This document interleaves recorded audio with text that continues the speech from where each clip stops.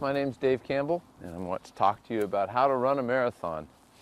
The night before a marathon, you should have an early dinner and eat well, but not overeat or stuff yourself, and eat familiar foods, a little bit of protein, a little bit of fat, but emphasize high carbohydrate foods with a low fiber content. Get a good night's rest, and the morning of the race, you'll probably end up getting up between 3:30 and 4:30 a.m. so you can have your morning breakfast 3 hours before the race starts. You will need to kind of acclimate yourself to that sort of a wake-up time. So in the days leading up to the race, ease yourself into that pattern so it's not such a shock to get up so early the morning of the race. Your morning meal should again be familiar foods, consumed with lots of fluid with an emphasis on high carbohydrate, low fiber foods. If you use coffee, consider weaning yourself off the week before the race, and that way this very effective performance-enhancing drug will have the most benefit and the least side effects on race day.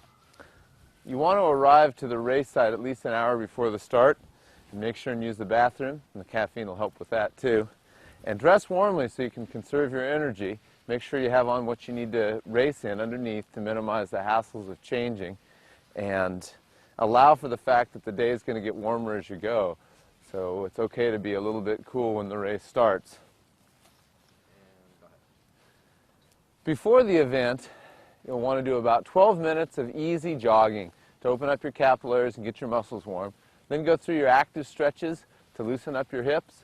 And then probably do about 3 by 100 meter strides progressively, a little faster, and then go the line warm. During the event itself, you'll want to run as consistent a pacing strategy as you can and stick to the fueling and hydrating strategies that you've practiced in your training. You really want to exercise some self-control at the beginning of the race. You'll be feeling fresh and frisky after your taper, so start at a real controlled pace because it's going to be a long day. On the topic of a long day, throughout the event, don't panic if things start to not go your way. It's a long race. Try to stick to your plan as much as possible, but be flexible in your thinking and ready to adapt to whatever the conditions give you. And most of all, have fun.